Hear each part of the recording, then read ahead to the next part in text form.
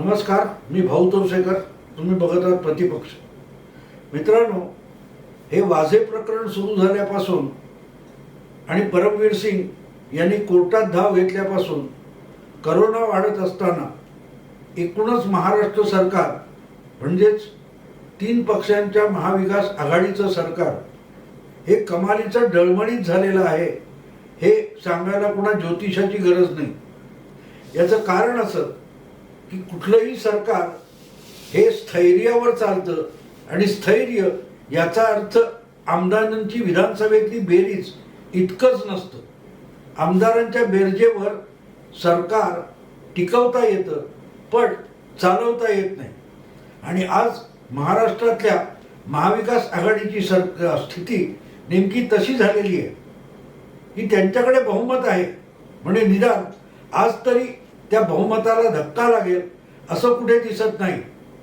पण जितके दिवस हे सरकार चालणार आहे तितके दिवस या सरकारमध्ये सहभागी असलेले तिन्ही पक्ष आपली जनमानसातली प्रतिमा अधिकाधिक मलिन करून वाटचाल करणार. आणि मी मध्यंतरी तुम्हाला सांगितलं की सरकार कोण पाडतंय याची जणू काय प्रतीक्षा चाललेली आहे. आपल्या 3 पैकी कुठच्या तरी एका मित्राने या सरकारमधून बाहेर पडावं आणि त्यायोगे सरकार पडावं यासाठीच आघाडीतले तिन्ही पक्ष प्रयत्न करतायत का असं कधी कधी वाटतं. याचं कारण महाराष्ट्र काँग्रेसचे प्रदेश काँग्रेसचे नवे अध्यक्ष नाना पटोले हे वारंवार इशारे देत असतात की आम्ही सरकार नसलो तरी आमच्यामुळे सरकार आहे आणि आमच्या नेत्यांना अपमानित केलेलं आम्ही सहन करणार नाही असं म्हणत ते सहन करत असतात. काही महिन्यांपूर्वी सामनामध्ये एक अग्रलेख आला होता, कुरकुरणारी खाट. काँग्रेसचे अनेक नेते आपल्याला मुख्यमंत्री भेटत नाहीत म्हणून तक्रारी करत होते आणि त्या जाहीर तक्रारी व्हायला लागल्यानंतर सामनामध्ये हा अग्रलेख आला होता की काँग्रेसची खाट जुनी झाली आहे आणि ती कुरकुरायला लागलेली आहे. आणि त्यावरून बाळासाहेब थोरात हे तत्कालीन प्रदेश काँग्रेस अध्यक्ष अस्वस्थ झाले होते आणि अर्धवट माहितीवर असे अग्रलेख लिहू नयेत असा सल्ला त्यांनी दिला होता पण सहन मात्र केलं होतं. तेव्हा पटोले हे बडबोले आहेत, ते बोलतील खूप पण करणार काही नाही. ते म्हणतात ना, ओरडणारा चावत नाही, तसं आहे. त्यामुळे बाहेर कोणी पडायचं कारण सरकार आपल्यामुळे मोडलं हे खापर कोणालाच आपल्या डोक्यावर नको आहे. पण केवळ तेवढंच असतं का हो मित्रांनो? नाही. 3 पक्षांच्या आघाडीचं सरकार नुसत्या आमदारांच्या बेरजेवर नाही चालत. त्यासाठी त्यात सहभागी झालेले जे 3 पक्ष असतात त्यांच्यामध्ये परस्पर विश्वासाचं एक नातं असलं पाहिजे. एकाला दुखलं तर दुसरा त्याच्या मदतीला धावत आला पाहिजे. पण आपण वारंवार बघतो की जेव्हा एका पक्षावर हल्ला होतो तेव्हा उरलेले 2 पक्ष गंमत तरी बघत बसतात किंवा स्वतः हात झटकून मोकळे होतात. शिवसेनेचे मंत्री वनमंत्री संजय राठोड यांच्यावर एक बालंट आलं किंवा आरोप झाला. दीपाली काहीतरी मराठे चव्हाण नावाच्या मुलीने आत्महत्या केली तेव्हा इतकं काहूर माजलं होतं की विधिमंडळाचं अधिवेशन सुरू होण्याच्या आदल्या दिवशी त्यांचा राजीनामा घेण्यात आला. मुख्यमंत्र्यांनी बोलावून त्यांचा राजीनामा घेतला आणि त्याच्यावर पडदा पाडला होता. पण त्यावेळेला शिवसेना एकाकी पडली हे वारंवार दिसत होतं. राष्ट्रवादी असो किंवा काँग्रेस असो कोणीही शिवसेनेच्या बाजूने ठामपणे उभं राहून संजय राठोड यांचा बचाव करू शकलं नाही किंवा शिवसेनेला विरोधी पक्ष कोंडीत पकडत होता तर शिवसेनेच्या मदतीला कोण आलं नाही. तीच गोष्ट काहीशी धनंजय मुंडे यांच्या बाबतीत झाली होती. पण धनंजय मुंडे यांचा मामला शरद पवार यांनी अत्यंत चतुराईने हाताळला आणि त्यावर पडदा पडला होता. पण हा प्रकार गेल्या काही महिन्यामध्ये वारंवार अनुभवाला येतोय. या सत्तेत सहभागी असलेले तिन्ही पक्ष आपापल्या परीने आपापले स्वार्थ बघतायत, पण आघाडी म्हणून एकदिलाने आणि एकत्रित होऊन काही काम करताना दिसत नाही. आणि म्हणूनच दिवसेदिवस ही आघाडी अंतर्गत अस्थिर होत चाललेली आहे. दुसरीकडे भाजप तर हे सरकार पाडायला किंवा आमदार फोडायला राजी असलेलं दिसत नाही. भाजपने त्यासाठी कुठलेही प्रयत्न केलेले नाही. हा, आता हे वाजे प्रकरण आहे, अशा प्रकरणांचा विरोधी पक्ष फायदा घेतोच, कुठलाही पक्ष फायदा घेतोच. त्या पंकजा मुंडे असतील, विनोद तावडे असतील, खडसे असतील, अशा अनेक प्रकरणामध्ये विरोधी पक्षाने हलकल्लोळ केलेला होता.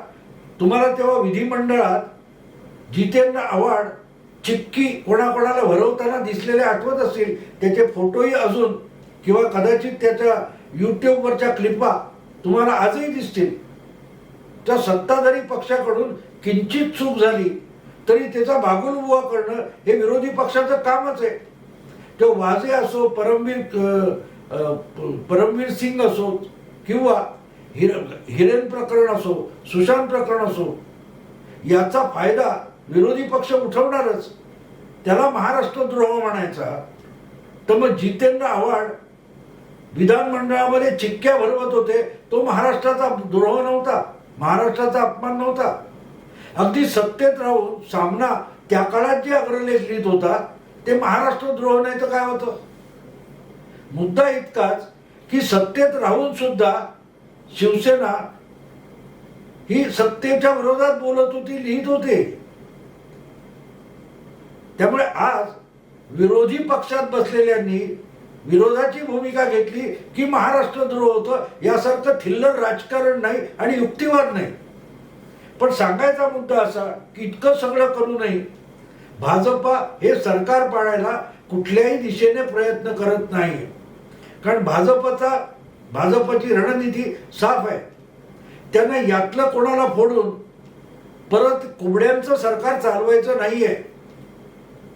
त्यामुळे जितका काळ हे सरकार चालेल आणि असंच लंगडत खुरडत चालेल आणि त्याच्याकडून जितक्या अधिक चुका होतील तितक्या मध्यावधी निवडणुका जवळ येतात आणि मध्यावधी निवडणुकात त्याचा सर्वाधिक फायदा भाजपला मिळू शकतो. हे साधं सरळ भाजपचं गणित आहे.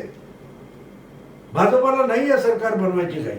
हा, पण हे सरकार बदनाम व्हावं, अधिकाधिक बदनाम व्हावं, मतदारांच्या मनातून तीनही सत्तारूढ पक्ष उतरावेत, ही भाजपची रणनीती आहे. आणि त्या दृष्टीने पदोपदी बारीक बारीक गोष्टी काढून किंवा मोठ्या गोष्टी असतील तर आणखीच बाबुलबुवा करून भाजप या सरकारला बदनाम करण्याचा आपल्या परीने पूर्ण प्रयास करत असतो. पण सरकार पाडणं आणि आमदार फोडणं हे भाजप बिलकुल करणार नाही. मुद्दा असा आहे मित्रांनो की सरकार अशी पडत पण नसतात.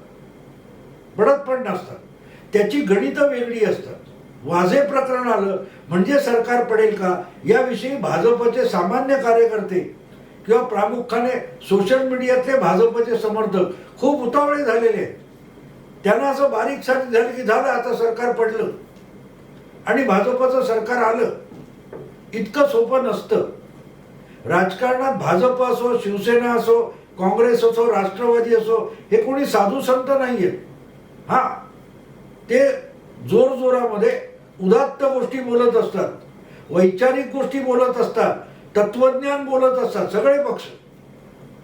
पण त्यांचे आपले पक्षीय मतलब जोपर्यंत जुळत नाहीत तोपर्यंत सरकार बनवली जात नाहीत आणि पाडली जात नाहीत. नितीश कुमार आणि लालू यादव एकत्र आले, पण जेव्हा त्याचा बोजा सहन होईना तर नितीश कुमारांना ते सरकार मोडावं लागलं. भाजपने त्याचा फायदा घेतला, पण भाजपने सरकार पाडलं का नाही? अजिबात नाही. नितीश कुमार यांच्या डोक्यावर मिरे वाटण्याचं काम जर राबडी देवी आणि लालूंचे पुत्र करायला लागले तर नितीश कुमार एक दिवस असह्य झालं आणि त्यांनी त्यांची साथ सोडली आणि भाजपला आपला परत तिथेच वर्चस्व जमवायचा होता. त्यांनी आघाडी केली आणि त्यांचं सरकार बनलं. तेव्हा जोपर्यंत आघाडी 3 पक्षांच्या आघाडीचं जे सरकार आहे त्यात आमदारांची संख्या आहे तोपर्यंत ते सरकार चालणार आहे. पण ते सरकार चालवताना जर तुम्ही एक दिलाने काम केलं नाही, परस्परांना आधार देऊन आणि मदत करून आणि अडचणीच्या वेळेला धावून जाऊन मदत 3 पक्षांनी जर एकमेकांना केली नाही तर मग ते सरकार चालेल पडणार पण नाही. पण म्हणून जनता त्यात समाधानी असेल का? कारण लोकशाहीत कुठच्याही सरकारला अमरपट्टा नसतो.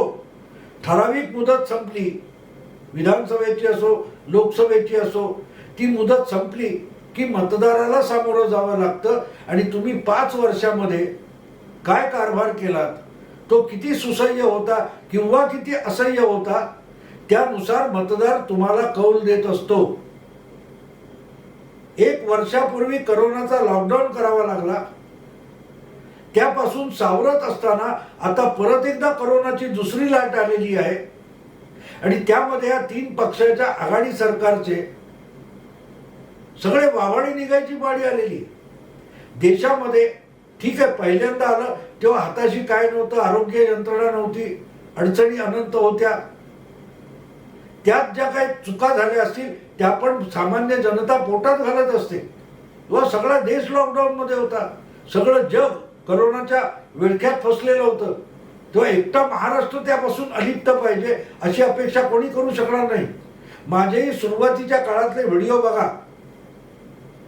मी या सरकारला आणि मुख्यमंत्री उद्धव ठाकरे यांना डिफेंड केलेलं आहे की आज महाराष्ट्रामध्ये आपला सेनापती उद्धव ठाकरे आहेत मुख्यमंत्री आणि त्यांचं अपयश म्हणजे अख्ख्या महाराष्ट्राचं आणि आपलं सुद्धा अपयश आहे. हीच भूमिका मी सुद्धा सुरुवातीच्या प्रतिपक्षाच्या सगळ्या एपिसोडमध्ये मांडत होतो.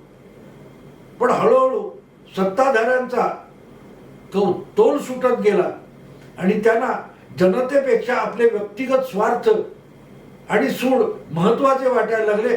तिथून या सरकारची घसरण झाली आणि त्यामुळे ज्या वेळेला एक माणूस तसं करतो तेव्हा त्याचा सहकारी तसं करतो, त्याचा मित्र तसा करतो आणि मग तुमच्यात बेबनाव सुरू होतात.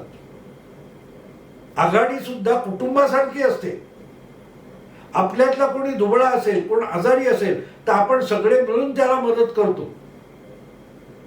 तो त्यावेळेला काम धंदा करू शकत नसतो, त्याचा खर्च उचलतो, त्याचा बोजा उचलतो आपण. का तर आपण कुटुंब असतो आणि आघाडीचं सरकार हे कुटुंबासारखं चाललं पाहिजे. ते होताना दिसत नाहीये मित्र. किंबहुना आता दुसरी लाट आली असताना अख्ख्या देशामध्ये जेवढे रुग्ण आहेत त्यापैकी 60 ते 65 म्हणजे जर 3 पैकी 2 रुग्ण एकट्या महाराष्ट्रातले आहेत आणि लॉकडाऊन लावायचा की नाही लावायचा याविषयी सुद्धा हे सरकार निर्णय करू शकत नाहीये.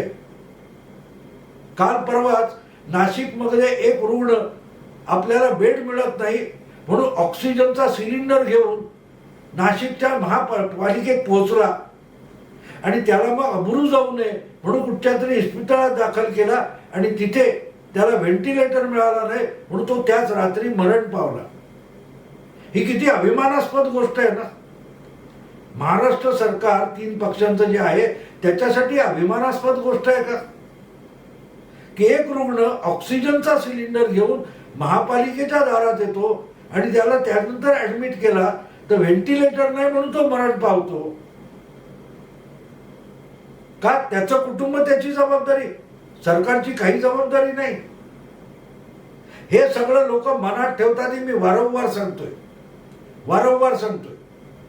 आणि ज्या वेळेला आता बघा तुम्ही परमवीर सिंग वाजे, आता वाजे आमचे नाही, कालपर्यंत ज्या वाजेचे गोडवे गात होते परमवीर हा स्कॉटलंड यार्डचा कोणीतरी जगातला नेपोलियन आहे अशा स्वरूपात आघाडीचे नेते बोलत होते. आता त्यांना परमवीर आपला नकोय. कसं होतं बघा, 3 पक्षाच्या आघाडीची परिस्थिती उद्या यापेक्षा वेगळी होणार नाहीये. काल परमवीर सिंग तुमचा होता, आता तो आमचा नाहीये.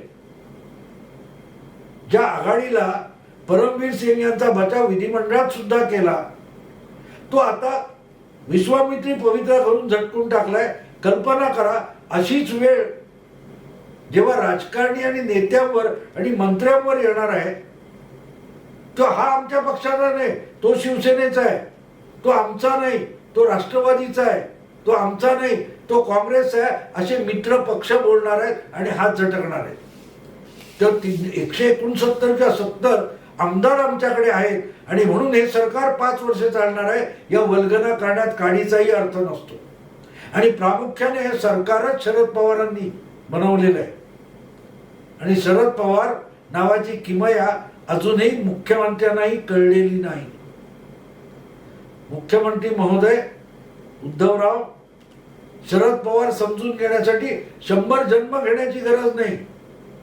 पवारांचं गेल्या 50-60 वर्षातलं राजकारण जरा बारकाईने बघाल आणि समजून घ्याल तर मग काय भविष्यात वाढवून ठेवलंय त्याचा अंदाज येऊ शकतो. एक आठवण करून देतो, मुद्दाम आठवण करून देतो. सप्टेंबर 2014 शिवसेना जी आज भाजपला उठसूट टोमणे मारते, तो दिवस आठवतो ज्या दिवशी नाथाभाऊ खडसे यांनी युती मोडल्याची घोषणा केली आणि भाजप स्वबळावर लढणार अशी घोषणा केली. तो दिवस आठवतो.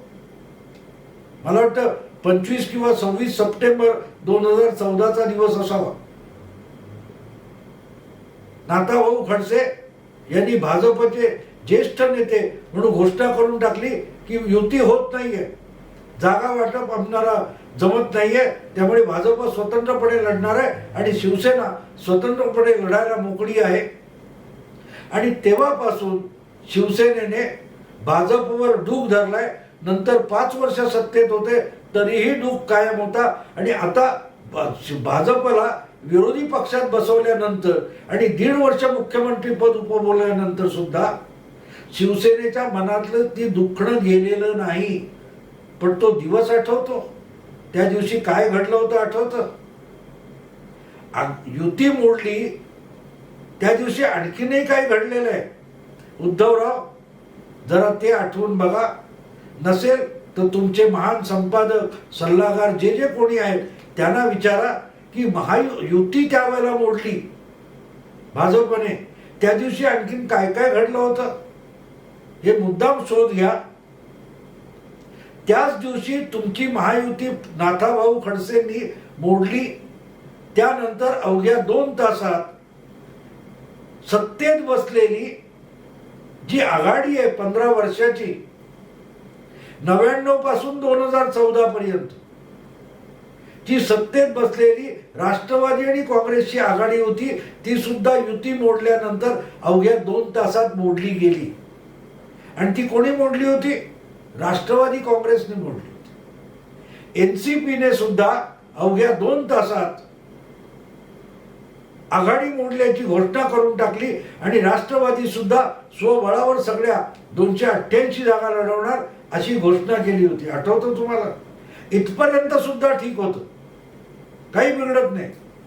अनेक जिल्हा परिषदांच्या निवडणुका, महापालिकांच्या निवडणुका राष्ट्रवादी आणि काँग्रेस हे सत्तेत सरकारमध्ये एकत्र असताना एकमेकांच्या विरुद्ध लढलेले होते, एकमेकांच्या विरुद्ध लढले होते. पण म्हणून सरकार त्यांनी मोडलेलं नव्हतं. अनेक ठिकाणी कदाचित कुठल्या पोटनिवडणुका असतील, महापालिकांच्या निवडणुका, एकमेकाविरुद्ध लढताना त्यांनी सरकार कधी मोडू दिलं नव्हतं. पण ज्या दिवशी युती मोडली आणि त्याच 2 तासानंतर महाराष्ट्रातली जी आघाडी काँग्रेस 2 काँग्रेसची होती ती सुद्धा मोडली गेली. आणि तेवढ्यासाठी सरकार मोडायची गरज होती. आठवतं त्यानंतर काय झालं? युती मोडली, आघाडी मोडली आणि पुढे 1 तासात काय घटना घडली? 1 तासाच्या आत महाराष्ट्राचे तत्कालीन उपमुख्यमंत्री आणि विधिमंडळातले राष्ट्रवादीचे गटनेते किंवा पक्षनेते अजितदादा पवार हे राज्यपालाकडे गेले आणि त्यांनी राज्यपालांना, विद्यासागर राव नावाचे राज्यपाल होते तेव्हा, त्यांना एक पत्र दिलं की आम्ही मुख्यमंत्री काँग्रेसचे मुख्यमंत्री पृथ्वीराज चव्हाण यांचा पाठिंबा काढून घेत आहोत असं पत्र दिलं होतं. अवघ्या 20-25 दिवसावर राज्यातल्या विधानसभेचं मतदान बाकी होतं. अशा वेळेला ते सरकार पाडण्याची काय गरज होती का? वेगवेगळा लढा. शिवसेना आणि भाजप हे सुद्धा पालघरला लोकसभेची निवडणूक एकमेकाविरुद्ध लढले, पण सरकार मोडलं नव्हतं ना. शिवसेनेने देवेंद्र फडणवीसांचा पाठिंबा काढून घेतला किंवा भाजपने शिवसेनेच्या मंत्र्यांची फडणवीस सरकारमधून हकालपट्टी केलेली नव्हती.